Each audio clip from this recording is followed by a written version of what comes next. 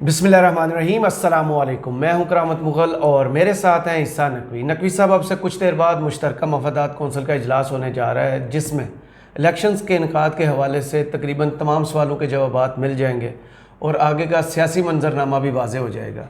इस वक्त शहर इक़्तिदार में क्या अफवाहें गर्दिश कर रही हैं और सबसे हॉट गॉसिप क्या चल रही है?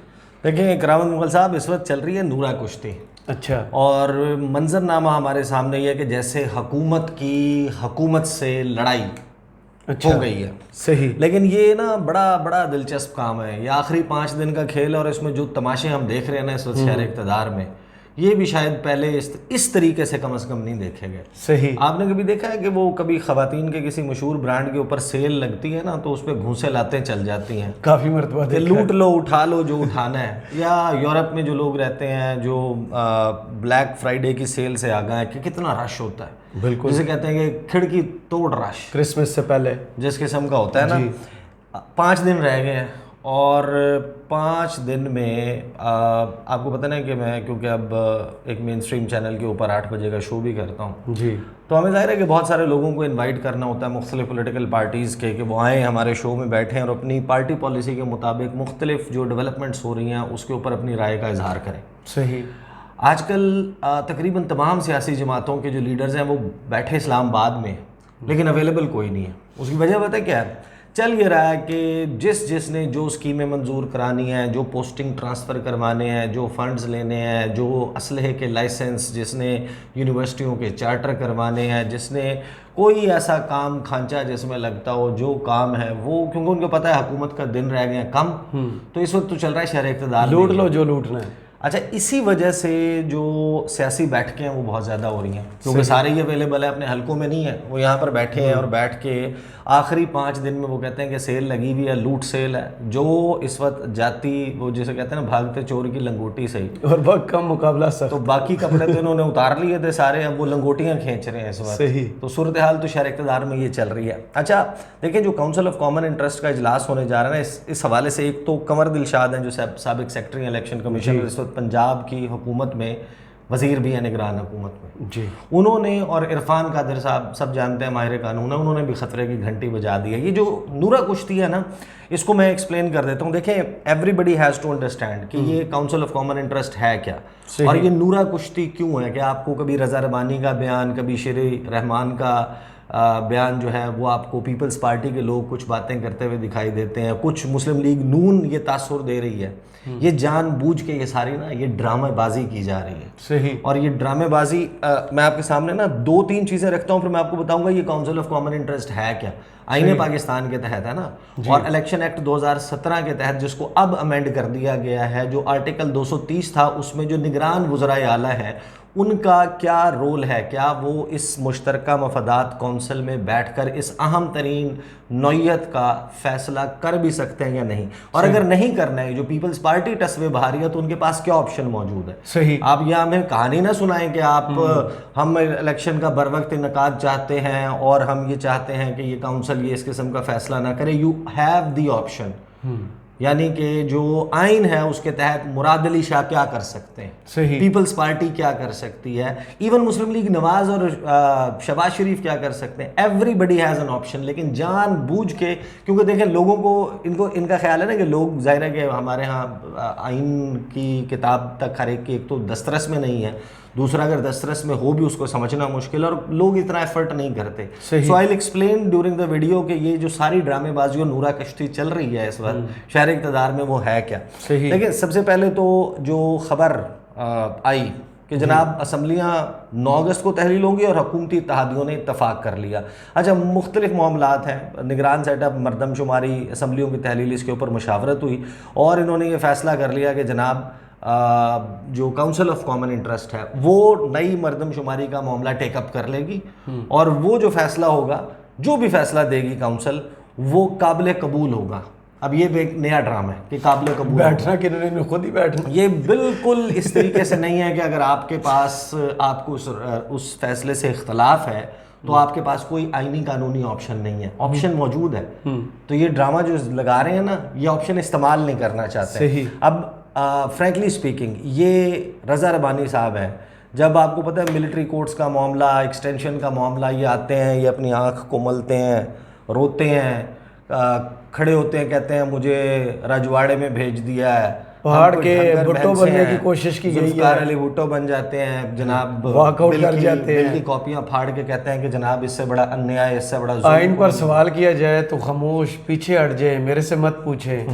देखें इसी तरह फरतुल्लाह बाबर साहब के आप ट्वीट्स देखें, बाकी लोगों को देखें, अगर आपने करना है ना कुछ तो फिर आप नर के बच्चे बने ना मुस्तफ़ा नवाज खोखर की तरह। हाँ, छोड़ दें पार्टी, आप ओहदा छोड़ दें। हर दफ़ा सेनेटर बनने के उम्मीदवार भी आप होते हैं, पार्टी आपने नहीं छोड़नी, पार्टी की पॉलिसी के ऊपर चुप करके वोट आपने डाल देना।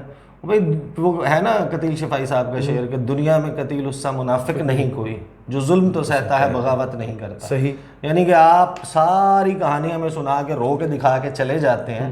इट इज़ टाइम, अगर आप कुछ कर सकते हैं तो मैं आपको बताता हूँ जनाब कि आप क्या कर सकते हैं और आपकी पार्टी क्या कर सकती है और इवन मुस्लिम लीग नवाज क्या कर सकती है। सही। लतीफ़ा सिर्फ ये नहीं है करामत मुगल साहब, लतीफ़ा ये है कि जावेद लतीफ़ साहब जो वज़ीर बेमहकमा आपके फेवरेट हैं मुस्लिम लीग नवाज के, मैं आपको उनकी गुफ्तगू बताता हूँ कि उन्होंने काउंसिल ऑफ कॉमन इंटरेस्ट के हवाले से क्या बात की है। सही। वो कहते हैं इलेक्शन में एक दिन की ताख़ीर नहीं होनी चाहिए। जावेद लतीफ़ साहब, पाकिस्तान मुस्लिम लीग नून के रहनुमा जावेद लतीफ़ का कहना है कि पहले दिन से कह रहे हैं कि इलेक्शन वक्त पर होने चाहिए, इलेक्शन में एक दिन की ताख़ीर नहीं होनी चाहिए। कल यानी कि आज मुश्तरका मफादात काउंसिल की मीटिंग में जो फैसला होता है उसे मानना पड़ेगा। वज़ीर आज़म नई मरदमशुमारी पर इलेक्शन की बात बतौर सदर मुस्लिम लीग नवाज नहीं कर रहे, वो बतौर वज़ीर आज़म ये बात कर रहे हैं क्योंकि कौमी हुकूमत है। जावेद लतीफ़ ने कहा कि इत्तेहादी हुकूमत में शामिल कुछ जमातें तहफ़्फ़ुज़ात का इजहार करती हैं तो उनका देखना ज़िम्मेदारी है। नई मरदमशुमारी पर इलेक्शन करवाएंगे तो आइन में तरमीम की ज़रूरत होगी। नई मरदमशुमारी पर इत्तफ़ाक़ राय हो जाए तो हमें कोई एतराज़ नहीं, हमारी पहली तरजीह यही है कि इलेक्शन मुकर्ररा वक्त पर होने चाहिए जी। ये फरमाया जनाब जावेद लतीफ़ साहब ने।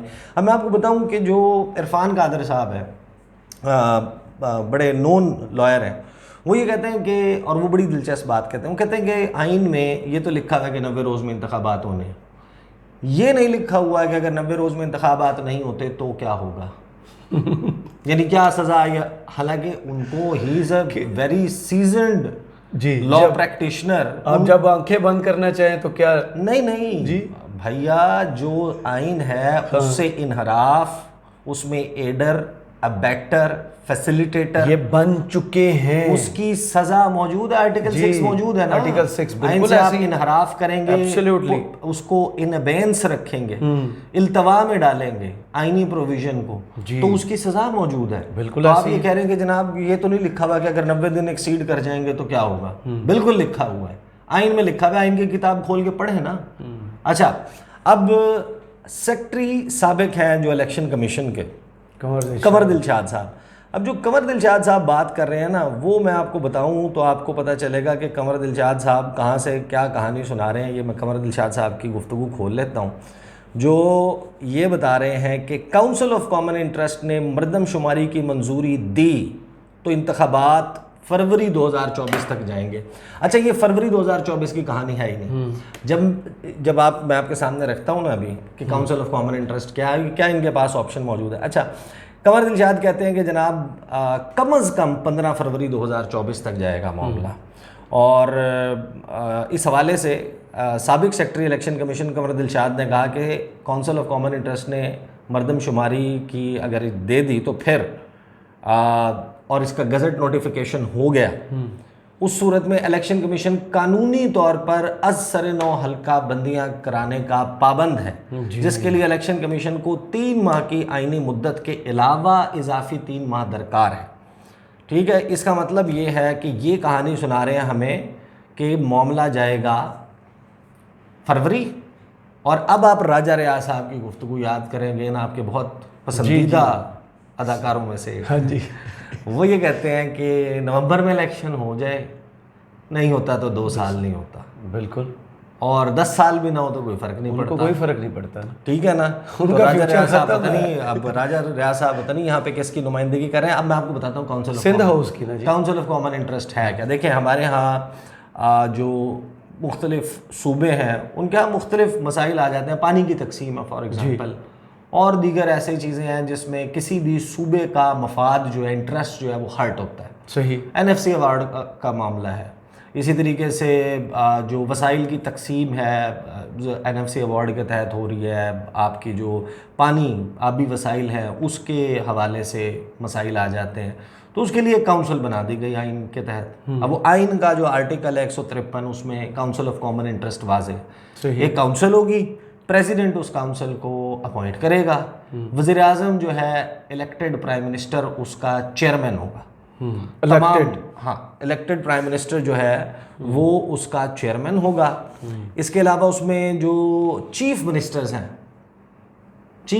हैं, वैसे तो लिखा हुआ नहीं है कि निगरान chief minister, but let's just say कि चीफ मिनिस्टर जो भी जी चीफ मिनिस्टर जो है सूबों के वज़राए आला वो इसका हिस्सा होंगे, और 3 मेंबर होंगे फेडरल गवर्नमेंट से जिसको प्राइम मिनिस्टर नॉमिनेट करेगा। फॉर एग्जाम्पल अभी मेरा ख्याल है कि जो हमारे वजीर ख़जाना है और इसके अलावा इंटर प्रोविंशियल कोऑर्डिनेशन के, और एक कोई और फेडरल मिनिस्टर है जो इस वक्त हिस्सा, प्रोफेसर साहब हो सकते हैं, प्लानिंग कमीशन वाले नहीं, मेरा ख्याल है कि प्लानिंग कमीशन वाले नहीं, मेरा ख्याल है कि प्लानिंग कमीशन हो सकते हैं, वो हो सकते हैं। वैसे समरी उन्होंने ही मूव जी उन्हीं के डिवीजन ने मूव की थी।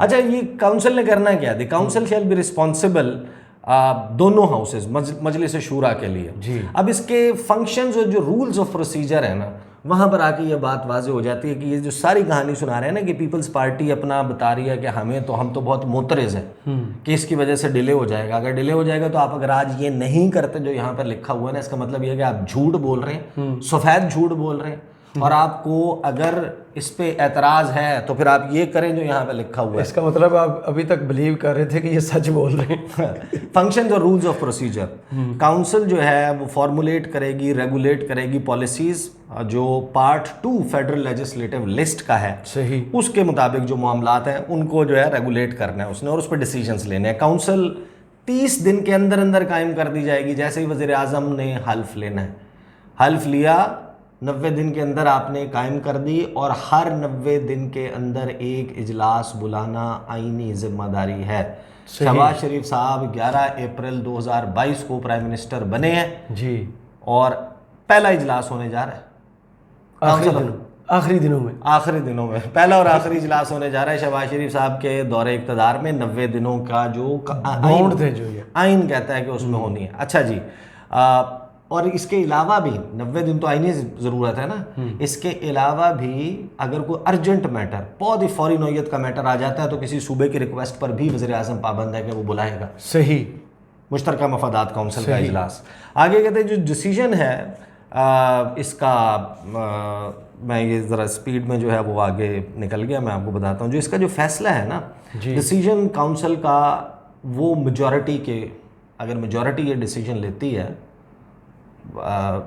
3 फेडरल कैबिनेट के मेंबर्स, वज़ीर आज़म खुद 4 ये और 4 सूबाई वज़रा 8, अगर 5-3 का रेशो कहीं पे किसी डिसीजन पे बन जाता है तो फिर जाहिर है कि फैसला उसमें मेजॉरिटी इज द अथॉरिटी। हाँ, मेजॉरिटी इज अथॉरिटी, तो उसमें मेजॉरिटी का फैसला जो है वो माना जाएगा। सही। अलबत्ता होता क्या है कि इस सारे मामले में अगर किसी सूबे के चीफ मिनिस्टर को ये लगता है कि दुरुस्त फैसला नहीं हो, सही, तो वो मामला मजलिस शूरा यानी कि जो पार्लियामेंट का मुश्तरका इजलास है, सेनेट और कौमी असम्बली का कंबाइंड सेशन है, उस पर रेफ़र कर सकता है।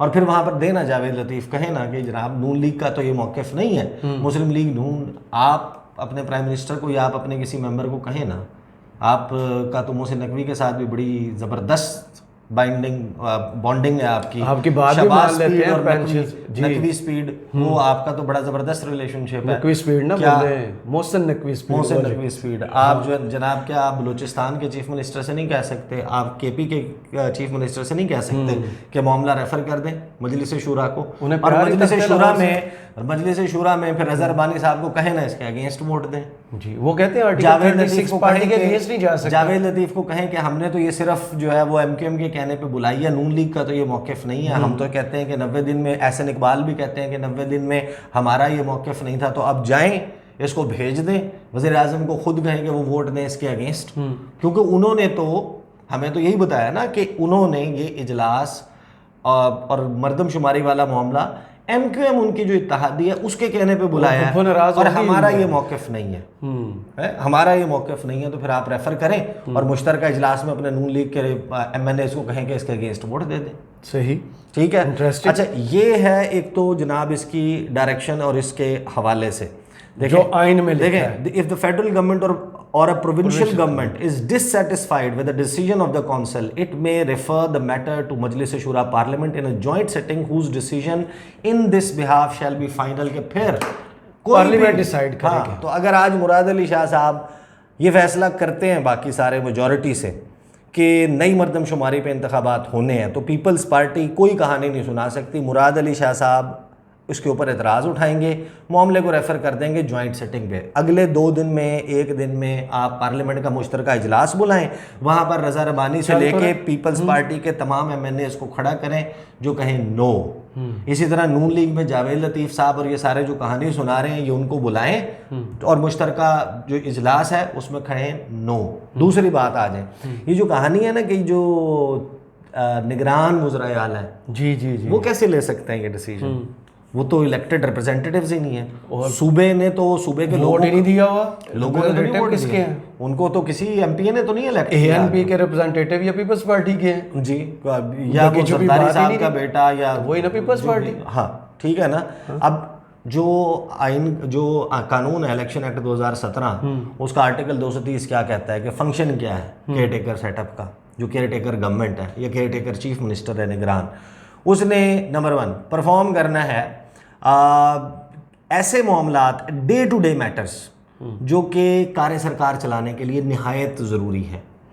उसने क्या करना है, उसने असिस्ट करना है इलेक्शन कमीशन को कि वो इंतखाबात को कानून के मुताबिक उसका इनकाद करवा सके। सही। सी, उसने अपने आप को रिस्ट्रिक्ट करना है, अपने आप को महदूद करना है उन एक्टिविटीज़ तक जो कि रूटीन मैटर हो, मामूलात का हिस्सा हो, नॉन कंट्रोवर्शियल हो, बिल्कुल मुतनाज़ा ना हो। ये मुतनाज़ा तरीन मामला है, ये मुतनाज़ा तरीन मामला है, तो उसने अपने आप को महदूद करना है ना। सही। कि ऐसे मामले में नहीं पड़ना जिसमें तनाज़ा हो एंड अर्जेंट और बहुत ही फौरी नौयत का हो, in the public interest and reversible by the future elected government after the elections. तो क्या आफ्टर द इलेक्शन जो फ्यूचर गवर्नमेंट आएगी वो इस फैसले को कि इलेक्शन लेट और नई मरदमशुमारी को उसको रिवर्स कर सकती है? नहीं कर सकती। रिवर्स गियर है ही नहीं इसमें। अच्छा, be impartial to every person and political party.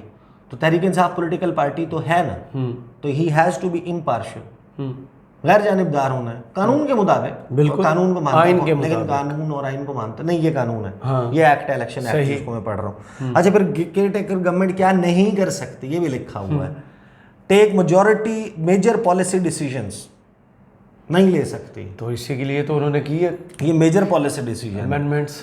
ऐसे डिसीजंस नहीं ले सकती जो कि आने वाली हुकूमत की अथॉरिटी और एक्सरसाइज के ऊपर अफेक्ट कोई असर डाल सके।